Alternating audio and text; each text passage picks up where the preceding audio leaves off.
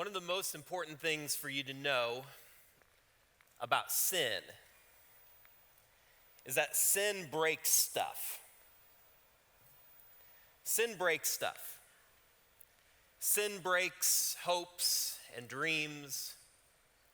Sin breaks our peace. Sin breaks our joy. Sin breaks stuff. But perhaps more than anything else, you know what sin breaks? It breaks our relationships. It breaks our relationships. You want proof of this? So we know that, for instance, envy. We're told that envy is a sin, right? Wanting something that belongs to someone else. We're told that envy is a sin. Well, imagine this scenario for a moment. Imagine there's that girl or that guy that you think is really cute. And you know what? You'd love to be able to date that person. You'd love to be their boyfriend or their girlfriend. But all of a sudden, one day, you're there minding your own business, scrolling through Instagram, and you see a picture on Instagram, two smiling faces. One smiling face is that girl or that guy that you think is cute. The other smiling face is your good friend. And they're there together, having a great time. Meanwhile, you're there laying in your sweatpants on your couch doing nothing. And all of a sudden, the seeds of envy have been planted.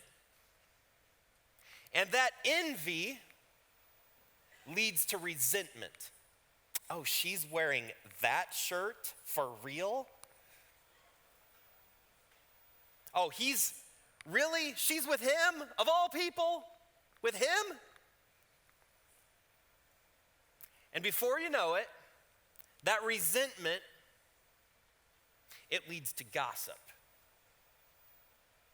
And you're talking now about your friend behind their back, saying all sorts of things that you don't even really believe these things, but you're just lashing out because of the envy that's taken root in your heart.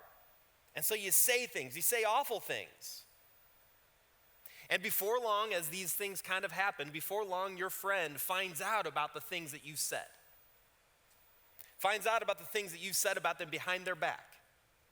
Now the next time that you see that friend, are things gonna be good between you and that friend? Are things gonna be normal? No, they're not. And you know why they're not gonna be normal? Because sin breaks stuff. Sin breaks stuff, especially relationships with each other. Sin breaks relationships with each other, relationships ultimately and firstly our relationship with God. That's the first relationship that sin breaks, is our relationship with God. But here's the good news of the gospel.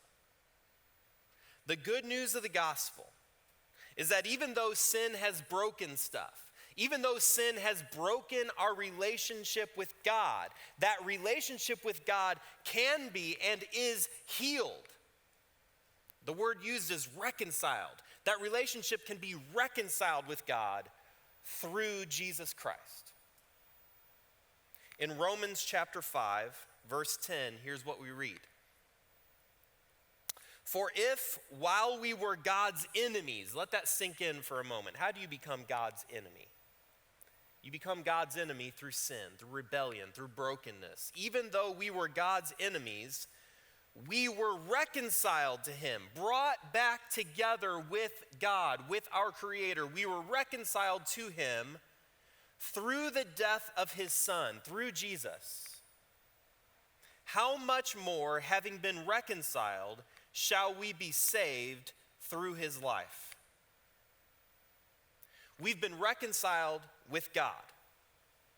Your relationship with God has been healed because of Jesus. If sin breaks relationships, then grace, listen. If sin breaks relationship, then grace is what heals relationships. And forgiven people become forgiving people. Forgiven people become forgiving people. One time Jesus told a story about a man who had been forgiven a massive debt. A debt that he had no chance, no dream, no expectation of ever paying back this massive debt. And this massive debt is just forgiven. It's just wiped clean. And what does the man do? Well, some of you know this story. The man turns around and he has one of his associates owes him like $5. Small debt, nothing, not a big deal. But this man who had just been forgiven the massive debt, he's unwilling to forgive his friend the small debt. He's calloused. He's unforgiving. He's graceless. And Jesus intends for us to have this reaction to the story. Jesus intends for us to say, that ain't right. That doesn't make any sense.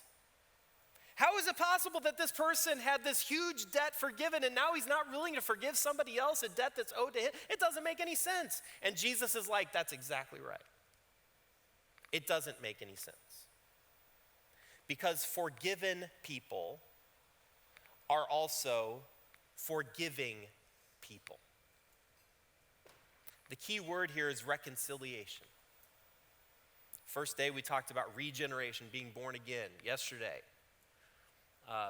we talked about justification, being made right with God. Today we talk about reconciliation, being brought back together, not just with God, but being reconciled with other people because of the grace that we have received. So here's my question. My question that I want you to deal with today is, who do you need to be reconciled with? Who is the gospel calling you to make peace with? Who is the gospel calling you to forgive? Or who is the gospel calling you to ask forgiveness from? Be reconciled with one another.